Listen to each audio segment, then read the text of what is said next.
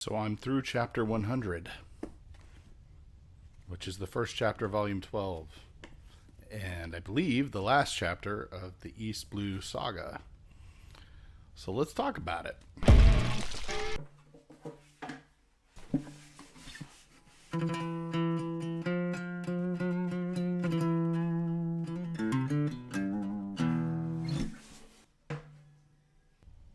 I realize I didn't say it before, but so this is, I finished the Arlong Park arc, which we're going to talk about first, and then did the Roguetown or Loguetown arc, which is the end of the East Blue Saga, and that puts me through chapter 100, which I did say. But yeah, the Loguetown arc is quite short. But first, let's talk about the end of Arlong Park. So where we left off, Luffy had started his one-on-one fight, was struggling, had an idea. Don't remember exactly if the idea was that he was going to steal his teeth and put them in his own mouth or something, but he did do that at some point. And, whatever the idea was, it wasn't the thing that really turned the tide. Exactly that ended up being Luffy gets pushed back up the tower, so to speak, into the room where Nami was forced to make all these maps. Luffy realizes this is her prison, kind of. He realizes that she would probably like to see it destroyed, and as he does that, he is also getting under the skin of Arlong. Is able to basically punch him down through the entirety of the building and take him out. It's pretty much how that goes. So that was good. And they win. Yeah, they win. And in a pretty satisfying way. The fights, I like the fights, but it's hard for me to follow some of the action sometimes. Perhaps more importantly, afterwards, Luffy and Nami's friendship is sealed. And I believe she basically joins them permanently at this point. She certainly joins them. Not without, of course, tricking the villagers on the way out. And there's some sort of poignant moments related to the pinwheel and where that ends up that got discussed in the backstory. And then part of her tattoo replacement story there too, which is pretty cool. Overall, I think Arlong Park as an arc is my favorite so far, including the next one. The next one's cool because it sets up a lot. But it's short and it's just the beginning of something else, right? Or the last piece before the grand line, apparently. So, but this really, it gets Nami. It gets her explained. It gets her crewed up for real. And it really starts to feel like even more so things are moving now. Not that it didn't before, but it's like the setup feels much more complete. And then the finishing touch, comes next, sort of. And maybe beyond that, I don't know. But I did enjoy Arlong Park as an arc. Roguetown, because I'm reading the manga, and that's obviously what it's supposed to be. I noticed there's apparently some pretty big differences between the manga and the anime here. One of them was, and I didn't watch the anime, I just realized some of it from looking at a website or two that I probably shouldn't have looked at. But the arc basically, as I recall in the manga, starts off with the world government putting a bounty on Luffy's head and showing why and showing the 30 million. And that kind of shows their rationale. And then later, not much later, but like next scene kind of later, that flyer slips out of the paper Nami's reading. But in the manga, it wasn't really clear to me what it was that slipped out of the paper. But I know that anime makes a bigger difference.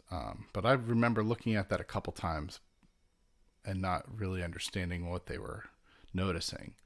She just cut it and threw out an ad, and for some reason I have to go back and look at the art, but my brain did not register what that piece of paper was. So I'll go see if that is a thing or not. But then, I'm going to gloss over this, but it is a good arc in the sense that it sets up a lot. Obviously, there's like a little hint of Mihawk and Shanks, and there's a character at the end named Dragon that helps them out and get out of town real quick. And then there's the big stuff is Luffy's obviously, facing down his own death the same way Gold Roger did, because this is the same town where he got, where he was killed.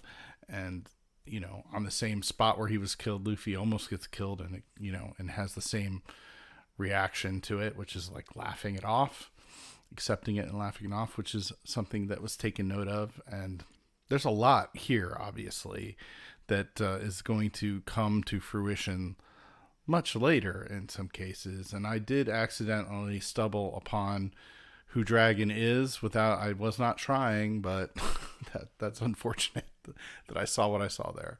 Still, cool. That makes sense. Not going to say what in case someone watching this doesn't know. Don't go looking up any information because it's just there. But as like a transition arc, it's a good like end of one arc, beginning of the other, because by the end they're clearly on the way to the Grand Line for real. They've got they've set up the major antagonists in Buggy, maybe probably for this foreseeable future, probably over and over again, I'm guessing. And then obviously there's more Mihawk. They're flirting with Shanks, and they're flirting with whatever's going on with Dragon. And I don't know if the smoker guy, the Navy, follows, but there's certainly something going on with this, at least between Zoro and I can't think of her name, but the girl that looks like his rival that died when he was a kid. Yeah, so that's the whole thing, and the whole section with the talk about the different swords and their names, and her not realizing who he really is until the end of that arc.